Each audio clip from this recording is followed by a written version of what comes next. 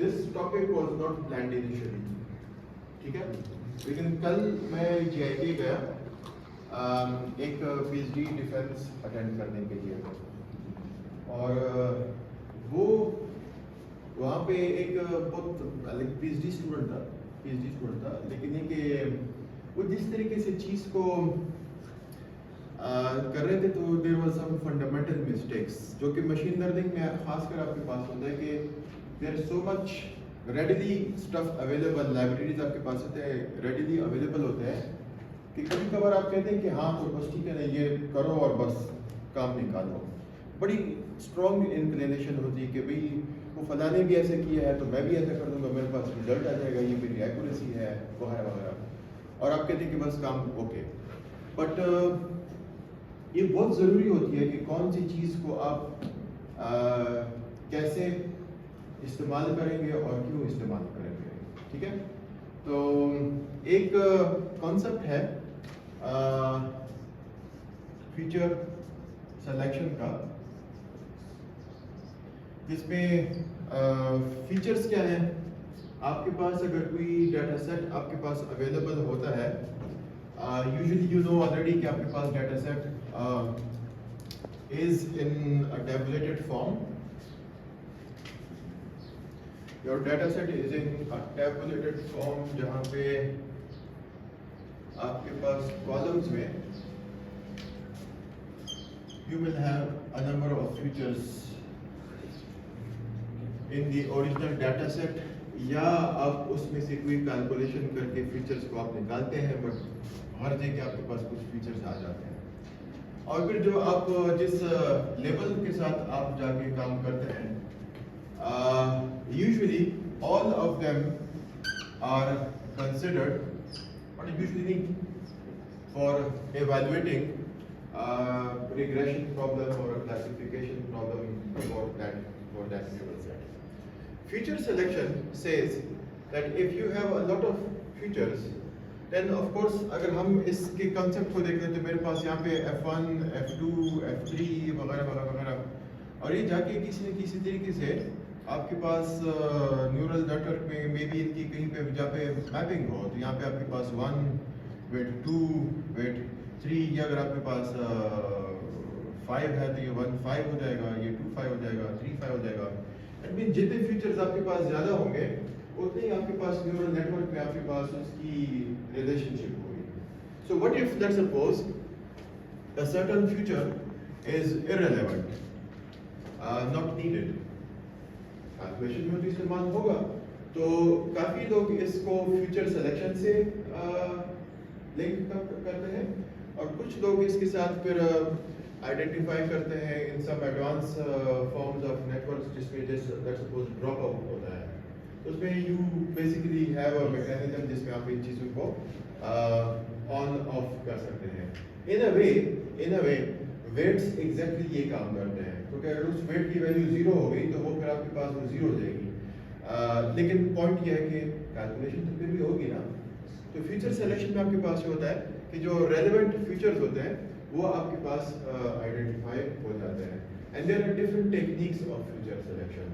Okay, one technique जो कल मैंने नोट की जो मिस्टेक था, और वो वैसे बाय द वे हम जो काम करते हैं उसमें अंदाजा होता है कि भाई फंडामेंटल प्रॉब्लम्स को आपको ज़रा समझना होता है, वो है काई स्क्वायर मेथड के ज़रिए से फीचर्स को सेलेक्ट करना। Okay, the chi square expression appears like this, okay, where you take the observed values of your features minus the expected values of your future, okay. This is the chi-square expression कि जिसके basis के ऊपर आप जाके कुछ calculation कर सकते हैं।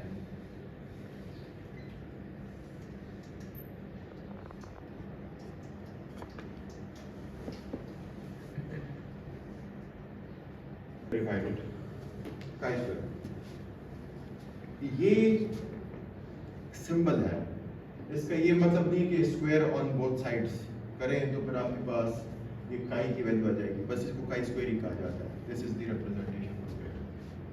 And the way you calculate futures, so पहले मैं कैलकुलेशन पार्ट दिखाता हूँ कि वो कैसे निकाले जाते हैं. सपोज आई से कि मेरे पास यहाँ पे कोई क्वांटिटीज हैं red, blue, buy and not buy, ठीक है.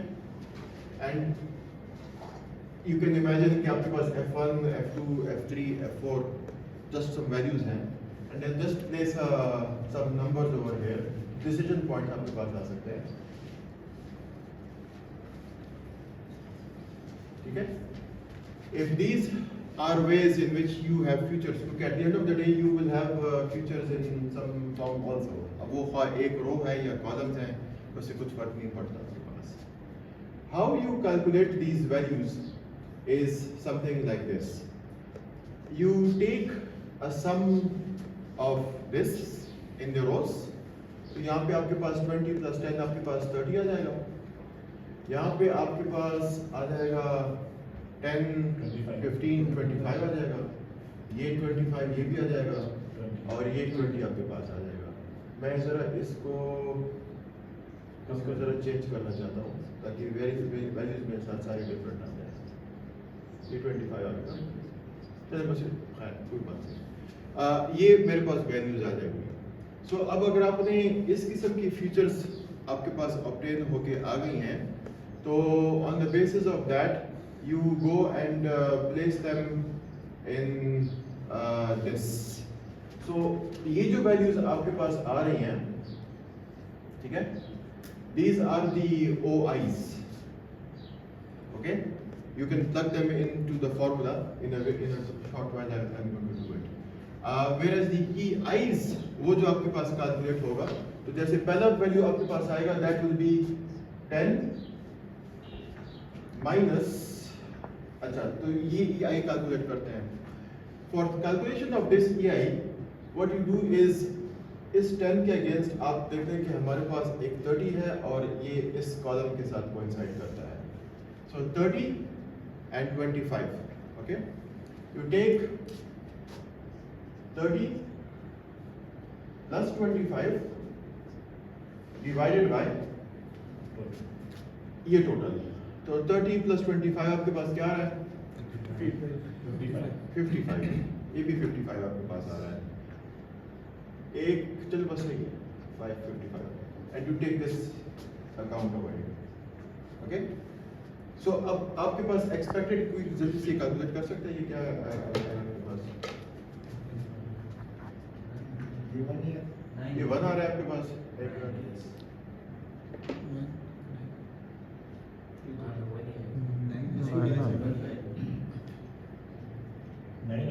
सर 9 आएगा. नहीं ये क्वांटिटी तो आपके पास ये सर आपने इसका स्केल ही देना 30 plus 10 सर होल स्केल आपने को बोला. हाँ यस वी फॉरगॉट. नहीं स्क्वायर बाद में आपके पास आएगा. जरा ये कैलकुलेट करें.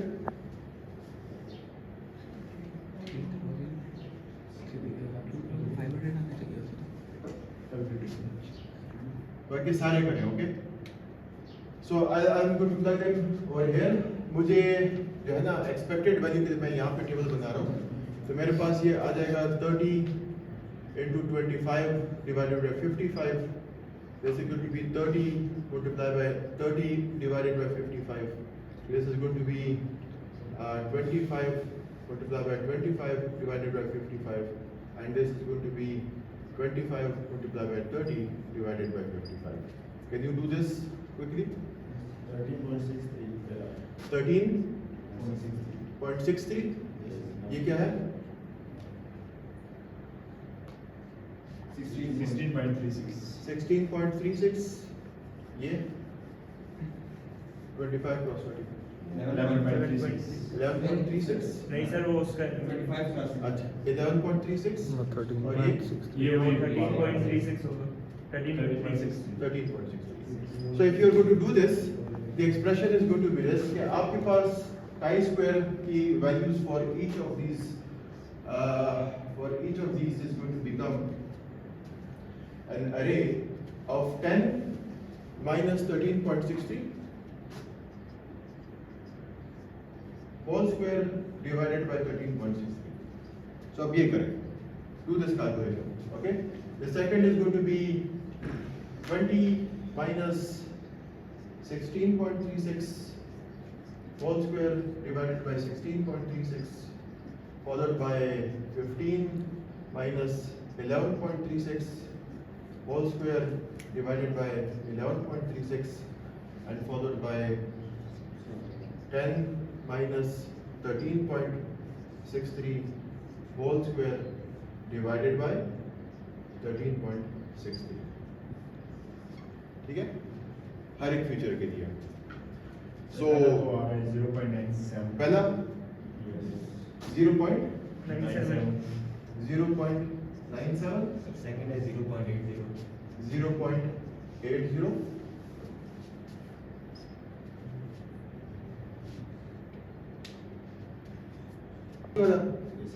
okay of course और सर ये 1.1 1.16 you know 1.16. So you obtain the chi-square values. अब जरा इसको समझें. पहले ये है कि obtained value क्या है. तो obtained value तो आपके पास उस फीचर में आपने जो भी वैल्यू है वो आपने कर दिया है. What is the expected value? Expected value के लिए मैंने जो फॉर्मूला आपको यहाँ पे इस्तेमाल किया है, this is one form of it. The expectation can be calculated in different ways also. अगर आप probability के सेंस में देखें, so expected values के अपने formulas होते डिपेंड्स कि वो किस डिस्ट्रीब्यूशन से होता है. यूनिफॉर्म का एक्सपेक्टेड अलग होगा, नॉर्मल का अलग होगा and so on and so fourth. This is just one way, a simple way जिसमें हम एक एक्सपेक्टेड वैल्यू को जाके कैलकुलेट करवा रहे हैं. लेकिन अगर आप उसमें देख रहे हैं, ये क्या चीज है? टोटल. ये क्या है? टोटल. तो in a way it is a proportion 10 sorry this into this, यानी उस रो के पॉइंट ऑफ व्यू से उसका इसके साथ क्या प्रोपोर्शन आ रहा है, इसका क्या प्रोपोर्शन आ रहा है. अगर आप उन वैल्यूज को क्या एक हवाले से देख रहे हैं, ये 13 16 11 13 kind of, if you look at the original values, the lowest value over here is 11.36, right? And 11.36 corresponds to this location. If you come over here, 13.63 corresponds to this location. So it gives you a kind of a proportion of how much that future space and this future space के red को bye करें या ना करें, वो total पे क्या impact आ रहा है. ब्लू को बाय करें या ना करें, कितना इम्पैक्ट आ रहा है. एक किस्म का नॉर्मलाइज्ड वेटेड स्कोर आपके पास आ रहा है. काइंड ऑफ से द एवरेज. इफ यू से कि भी मैं एवरेज निकालना चाहूँ, even that could be considered. So that basically tells you the distance of how far the original value is from the expected value, whatever you want to call that expected value. Okay, and then in that case this is the squared distance. इस quantity से इस quantity पे आपको kilometre का फर्क आ रहा है ना, तो उसको स्क्वायर कर दें और फिर उसको नॉर्मलाइज कर दें, तो ये chi-square का आपका अपना रिप्रेजेंटेशन आपके पास आ रहा है. Now what happens is these values, how do you interpret it? That basically means that if you look at this value, this is the highest. That means this is the largest distance possible of 1.16, 15 के साथ ये जो value है, इसका expected value से सबसे ज्यादा distance है. ठीक है, सबसे कम आपके पास किसका आ रहा है?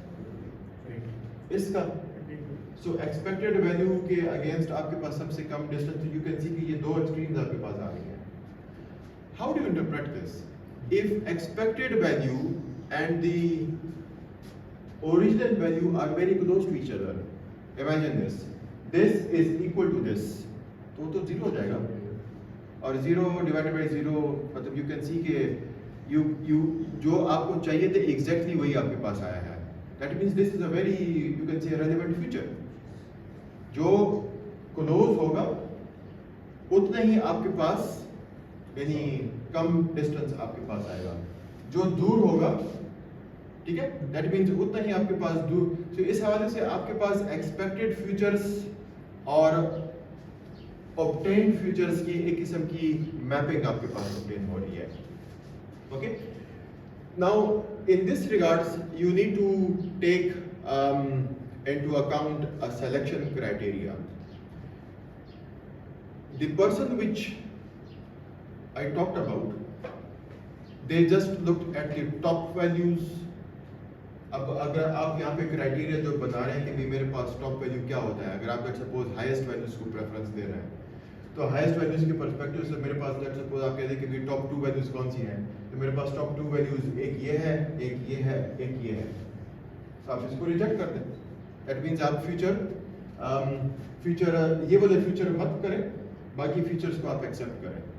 If you are looking at the bottom values, तो इस केस में आप बॉटम 2 वैल्यूज जो आपके पास ऑब्टेन हो रही हैं, तो वो आपके पास अगेन फिर ये वाला आपके पास फिर आउट हो जाएगा. You get the point? So this is not the end. That work which I cited, उन्होंने यहाँ पे टॉप के फीचर्स आइडेंटिफाई करके कि हाँ बस मेरे पास जैसे यहाँ पे F1, F2 और F4 मेरे पास आ गए, मुझे ये पसंद आ गया, मैंने इसको इस्तेमाल करना है. ये गलत तरीका है. Okay, the right approach of how to do feature selection using chi-square is to carry out an additional series of steps. वो मैं आपको करवा दूँ और फिर उसको फिर मैं explain it in a little bit in a while. Okay, so to go beyond this, what you need to do is something called an accept or reject of a future. Okay, that will make it very much relevant. कौन से portion को करें?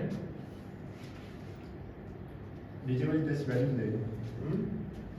ये value आपके पास आ गई है ना? Yes, calculation. अच्छा, मुझे मैं कहता हूँ आपने क्या, अगर हम टॉप करते हैं तो हम टॉप 3 फीचर दिखाते हैं ना, तो इसमें आप देखें हमारे पास तो फीचर्स की जो कॉलम है वो तो 2 है ना, तो अब हम इसमें से अगर टॉप 3 हम टॉप 2 हम डिसाइड करें तो उसके पास 3 वैल्यूज आ रही हैं इस सेंस में. तो हम वो 3 वैल्यूज अगर चूज करते हैं तो एक कॉलम में से एक वैल्यू हम चूज कर रहे हैं, एक वैल्यू चूज नहीं कर रहे हैं, ऐसा नहीं हो सकता. यानी ये तो एक फीचर के अंदर जो है ना, रेड और blue 2 feature. So if you want to see कि ये क्या चीज़ है, so मिसाल के मैं कहना चाहता हूँ कि F1, F2, F3, F4. So अब आप ये फीचर्स अगर मेरे पास आ रही हैं तो मैं इसकी मैपिंग ऐसे कैसे करूँगा? देखिए, आप इसको इस पर्सपेक्टिव से देख लें कि सपोज मेरे पास यहाँ पे है कलर और decision. So imagine this. If you take this point, तो आपके पास यहाँ पे कलर अगर आपके पास रेड आ गया, बाय आ गया, आपका डाटा सेट है ना, रेड है, डोंट बाय. आपका टेबल में तो किसी न किसी ऑर्डर से आपके पास चीजें पड़ी होंगी. सो एज एन एग्जांपल, ये जो पॉसिबल कलर्स आपके पास आ रहे हैं, ये जो पॉसिबल डिसीजंस आपके पास आ रहे हैं, you make a kind of matrix for the chi-square. तो जो पॉसिबल आपके पास ये फैक्टर्स आपके पास आ रहे हैं, अब अगर आपके पास इसमें ज्यादा कलर्स आएंगे और इधर और ज्यादा डिसीजंस आपके पास आएंगे, तो उस तरीके से इस मैट्रिक्स का साइज भी आपके पास बढ़ेगा. सो this is your data set and against each of these possible combinations अगर आप उसकी मैपिंग क्रिएट कर दें तो इसके सारे पॉसिबल वैल्यूज आपके पास यहाँ पे आ जाएंगे, इसके सारे पॉसिबल वैल्यूज आपके पास यहाँ पे आ जाएंगे. तो चूंकि 2 क्रॉस 2 आपके पास आ रहा है तो आपके पास फ्यूचर स्पेस आपके पास 4 पॉइंट्स आपके पास पड़ेंगे. अब इन फ्यूचर स्पेस में हम उस लिनियरिटी को मत करें कि हमने अब मिसाल के तौर पे सपोज F3 रिजेक्ट किया और F3 आपको मैं भूल गया हूँ, सपोज F3 आपके पास ये कॉरेस्पॉन्ड करता है, ठीक है.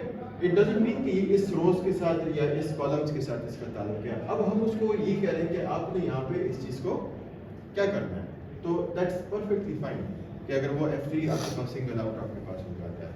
ओके, अब नेक्स्ट स्टेप आपके पास क्या है कि ये जो chi-square की वैल्यूज आपके पास आ रही हैं, आपने एक्चुअली इनको टोटल करना है. आपने इनको टोटल करना है। सो ये जरा मुझे टोटल करके बताएं।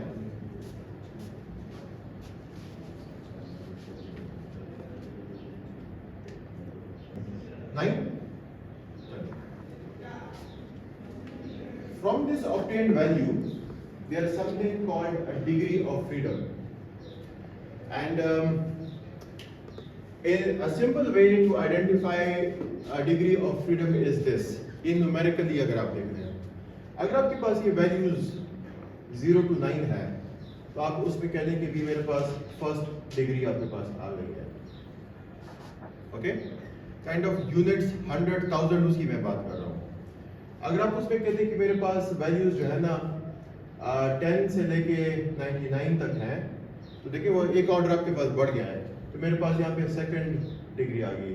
एंड लाइकवाइज सपोज फिर in that case you have 100 to 999, तो उस केस में आपके पास थर्ड डिग्री आ जाती है। देखिए बहुत जरूरी है, यू नीड टू आइडेंटिफाई कि which degree my total sum belongs to, and then after that is obtained, what you do is a kind of a table, जो कि मेरे पास रिजल्ट फर्स्ट ऑर्डर की आई है, तो मेरे पास यहाँ पे आ रही है एक टेबल, क्योंकि ये you can possibly memorise this, but ये कि आप गूगल पे सर्च कर लें। I have it in my Excel, वहाँ पे मैं कैलकुलेट कर दूँ कि you just do chi square degree of freedom, आपको टेबल्स आ जाएंगे। टेबल होती है इसके। हाँ, so you are familiar with this. तो वो टेबल में आपको एक यहाँ पे लिखवा रहा हूँ, यू से 20%, और यहाँ पे आपके पास degree of freedom 1 2 3, then you have 20%, ये कुछ भी हो सकता है, 20 10 5 1 है, 20 10 5 1, and the value which I have over here,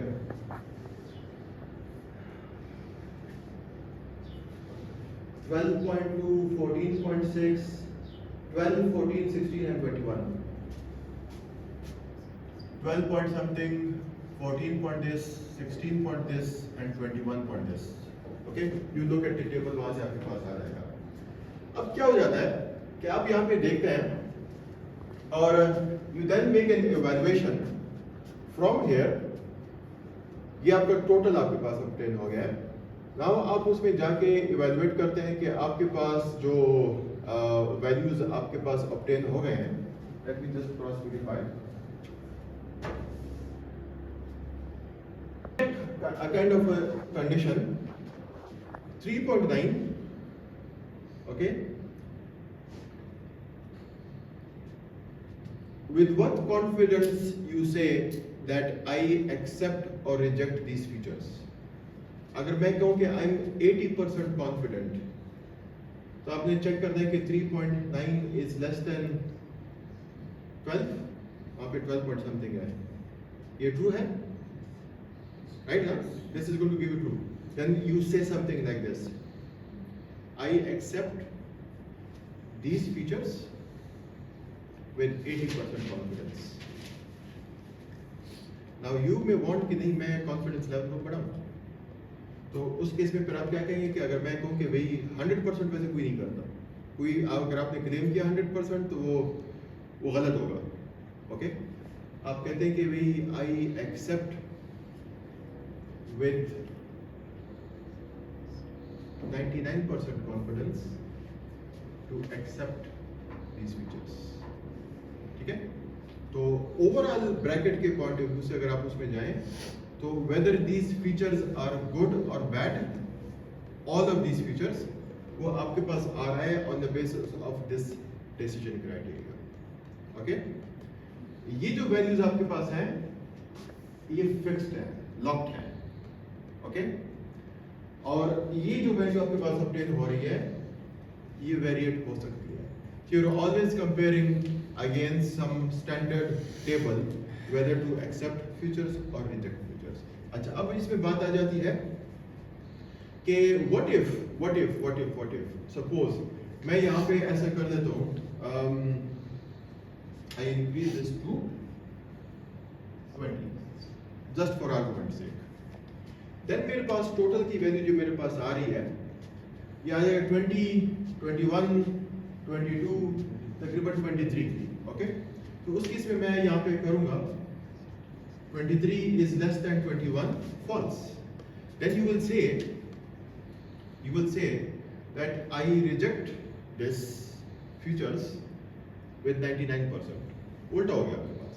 Now if you want to single out a particular feature जो कि गलत कंट्रीब्यूशन करें, क्योंकि जाहिर बात है इसमें आप कहेंगे कि भाई मेरे पास तमाम के तमाम फीचर्स तो गलत नहीं है ना, पॉसिबल कि तमाम के तमाम गलत हो.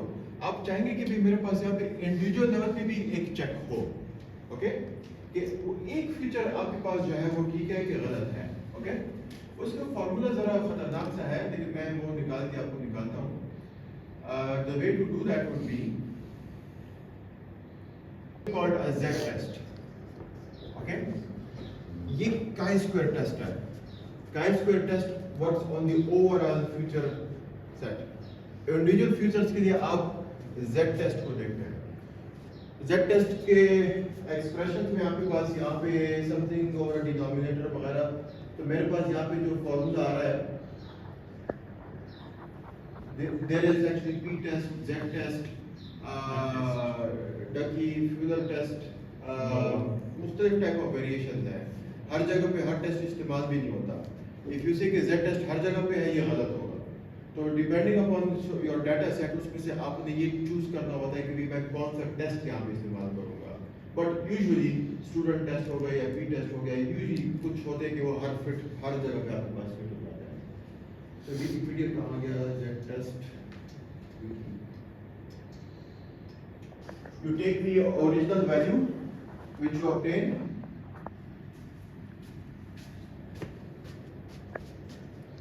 so suppose you have the original value of 0.97 minus the mean of these, ठीक है. तो इसका मीन क्या होगा? 9.97.8 20.97 मीन वैल्यू, ओके. अंदाजा अगर आप लगाएं तो हमारे पास तकरीबन 23 आया था ना, तो 23 को डिवाइड बाय 4 कर लें तो आपके पास तकरीबन 6 के लगभग जाएगा. तो मेरे पास ये तकरीबन में भी ये 6 के लगभग आपके पास आ जाएगा. एंड द स्टैंडर्ड डेविएशन, अब वो मैं जुबानी नहीं कर सकता, but you can do it, okay. So you divide it by the obtained value minus the mean divided by the standard deviation. This is one form of it, okay, one form of it. The value which you obtain उसके अपने lookup tables होते हैं, और फिर आपने वहां पे उसको देखते हैं कि ये उसको वायलेट कर रहा है कि नहीं कर रहा, okay. I think may be मैं आपको एक सैंपल एक्सरसाइज के तौर पे दे दूंगा, उसमें आप इसको जाके चेकआउट कर सकते हैं. और वो अगर आपके पास टेबल्स के फॉर्म में आपके पास आता है, तो उस केस में फिर आप यहाँ पे एक इंडिविजुअल एक्सेप्ट और रिजेक्ट की डिसीजन लेते हैं. लेकिन वो काम कैसे करता है?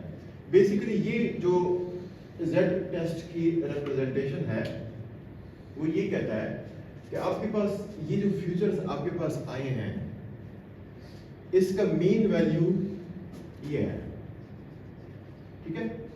इसका स्टैंडर्ड डेविएशन ये है. अब आपके पास वो जो वैल्यूज आपके पास ये ऑब्टेन हुए हैं, ये हैं तो 4 वैल्यूज, लेकिन ये आपके पास कहीं ना कहीं पे आपके पास यहाँ पे पड़े होंगे, ओके. अब उस केस में आप यहाँ पे देखते हैं कि अगर वो वैल्यू आपके पास इस रीजन में आता है, ये बड़ा एक्सट्रीम रीजन है. मींस आप यहाँ पे कहते हैं ये बल्क है ना, और ये बड़ा एक्सट्रीम है, यानी बड़े कम सैंपल्स आपके पास यहाँ पे और ज्यादा सैंपल्स आपके पास यहाँ पे. या अगर वो वैल्यू आपके पास यहाँ पे इस रीजन में आपके पास आ जाता है, ठीक है. तो यूजुअली ये नॉर्मल डिस्ट्रीब्यूशन है, तो उसमें कहा जाता है कि आपके पास ये और ये जो पीरियड होगा, ये 2 स्टैंडर्ड डेविएशन, 3 स्टैंडर्ड डेविएशन, ये -2 स्टैंडर्ड डेविएशन, -3 स्टैंडर्ड डेविएशन, तो नॉर्मलाइज करना जरूरी है. हमने जो ये एक्सप्रेशन लिखा था x minus mu minus divided by this is not standard, this is not normalized. Normalized का अपना फॉर्मूला होता है. तो अब उसमें आप कहते हैं कि अगर वो वैल्यू इस रीजन में लाई करता है या इस रीजन में लाई करता है, तो हम उसको रिजेक्ट करेंगे, ठीक है. सो अब इस रीजन में क्या होगा? आउटलायर. इस रीजन में क्या होगा? Outlier. So this Z test actually helps you in identifying an outlier. और वो अगर आप वैल्यू पे देखें आइडेंटिफाई हो जाएगा आपके पास, ठीक है? कोई भी आउटलायर हो वो आपके पास उस तरीके से आइडेंटिफाई हो जाएगा। तो chi-square is used for the overall features, whether to consider them okay. अगर let's suppose chi-square की वैल्यू गलत थी तो आपने जो ओरिजिनल जो डाटा पे आप काम कर रहे थे जैसे ये वाला था, हमने फ्यूचर्स तो निकाल दिए हैं, लेकिन just because you obtained futures doesn't mean they are right futures. Then in that case आप उसमें कहेंगे डाटा सेट बढ़ाओ, क्योंकि मेरे पास जहाँ पे 23 is less than 21 आ रहा है तो मेरा chi-square फेल हो रहा है। That means futures बढ़ाओ, keep on adding more futures, ठीक है, ताकि आप इंश्योर कर लें कि भी आपके पास वो जो फ्यूचर्स ऑब्टेन हो रहे हैं वो एक्सेप्ट हैं या रिजेक्ट हैं। अगर आप उसमें से फ्यूचर सिलेक्शन करना चाहते हैं तो उसके लिए फिर आप उसमें Z टेस्ट टाइप की कोई चीज़ आप जाके वहाँ पे इस्तेमाल करेंगे, ओके? आप इसमें अगर फाइनल कंक्लूजन इसमें करें तो इतनी फिक्र मत करें, वो बंदा PhD के लेवल पे था, ठीक है? लेकिन देखिए अगर आप कोई लेट्स सपोज कोई ऐसा रिसर्च पेपर हो या कोई आपने पब्लिकेशन करनी हो असाइनमेंट लेवल पे डजंट मैटर, तो उस केस में अगर आपने मार्केट में जाना है और आप something is linked to that place तो उस केस में आपने इस कॉन्सेप्ट को बड़े स्ट्रांगली जाके परस्यू करना है कि भी क्या मेरे फ्यूचर्स ठीक है और मेरे इंडिविजुअल फ्यूचर्स ठीक है क्या गलत है, ओवरऑल फ्यूचर्स इंडिविजुअल फ्यूचर्स, ये आपने डिसीजन लेना होगा। chi-square test is one approach, maybe फुर्सत हुई तो chi-square के अल्टरनेटिव भी मैं आपको बता सकते हैं, जैसे ANOVA टेस्ट एक आपके पास आ जाता है, ठीक है, समथिंग कॉल्ड LASSO टेस्ट वो भी आपके पास आ जाते हैं, तो वो मे बी फिर कि पहले आर्किटेक्चर सारे खत्म कर लेते तो उसके बाद में। सर इसमें मैं एक चीज़ ऐड करना चाहूँगा, जब हम ये प्रोबेबिलिटी और स्टैट का वो सब्जेक्ट करते हैं तो क्योंकि टाइम कम होता है, 3 महीने होते हैं, 4 महीने होते हैं, उसमें हम मुश्किल से प्रोबेबिलिटी वाला सेक्शन कवर करते हैं, जो स्टैट वाला सेक्शन जितना भी है ये हम छोड़ देते हैं उसमें। इसका कोई हल हो सकता है कि उसका हल तो ये है कि हमारा हम कंप्यूटर वाले लोग वहाँ पे पढ़ाए ना तो फिर वो हमें तो पता होता है, ठीक है? बट ये कि अब अगर मैं आपको बताऊँ इवन प्रोबेबिलिटी में भी कुछ ऐसे क्योंकि देखिए आपकी आगे जो भी मशीन लर्निंग देखें, अगर आप सपोज एक्टिवेशन फंक्शन में सॉफ्टमैक्स की एग्जांपल को देखें, सॉफ्टमैक्स बेसिकली आपकी प्रोबेबिलिटी निकालता है ना, so basically in that regards the mathematics behind all of this machine learning is actually linked with probability and stats and all of that, okay? कि मैं यहाँ पे जो Z टेस्ट को एक्सेप्ट करें रिजेक्ट करें और ये आपके पास ये जो chi-square को एक्सेप्ट करें रिजेक्ट करें, ये वो आपके F1 F2 स्कोर्स हैं, प्रिसीजन रिकॉल F1 वगैरह जो है ना वो वाले स्कोर्स आपके पास हैं, वो भी उसके बेस के ऊपर आप कंफ्यूजन मैट्रिक्स बनाते हैं और देखते हैं कि अगर आपके पास ये स्कोर आ गया तो आप इसको एक्सेप्ट करें, नहीं तो it's the same fundamental principles, okay? Time कम होता है, टाइम कम होता है। एक छोटी सी बात होती है कि वो फैकल्टी मेंबर्स उसको क्योंकि वो मैथमेटिक्स बैकग्राउंड के होते हैं और आजकल तो सारी चीज़ें मिक्स हो गई हैं, तो ये एक फंडामेंटल मसला होता है कि भाई इवन बाज आपके टीचर्स को भी पता नहीं होता कि हम ये कोर्स आपको क्यों पढ़ा रहे हैं। I hope we can do some training regarding that. उसका ये इलाज नहीं कि मैं वो कोर्स कवर करूँ, क्योंकि फिर हम कौन कौन से कोर्सेज करेंगे। और ये मैं बताऊँ कि इवन कंप्यूटर की भी अगर कोई फैकल्टी होते हैं तो ये कुछ ऐसी चीज़ें ये उनको भी नहीं पता होता। तो this means that unless and until you go to the fundamentals आपको ये चीज़ें क्लैरिटी नहीं आएगी। तो जस्ट बिकॉज आपने दो चीज़ों को आपस में स्क्रू से टाइट करना पॉसिबल है डजंट मीन कि आप उसको एक्चुअली भी स्क्रू से इकट्ठा करके करेंगे। यू नीड टू लुक कि क्या चीज़ आपके पास फिट आती है और ये आपको वक्त के साथ अंदाजा हो जाएगा। मैं भी जब आपके एज का था बैचलर्स की तो नहीं अंदाजा होता, ये जैसे जैसे हम काम कर रहे हैं तो उसके बाद आपके पास तो डोंट बी पैनिक कि हमें ये चीज़ें भी नहीं आती। ये आपको पता होना चाहिए, वक्त के साथ आप ये चीज़ खुद ब खुद आप इसको अंदाजा हो जाता है। ठीक है, चले फिर chi-square भी आपके पास आ गया।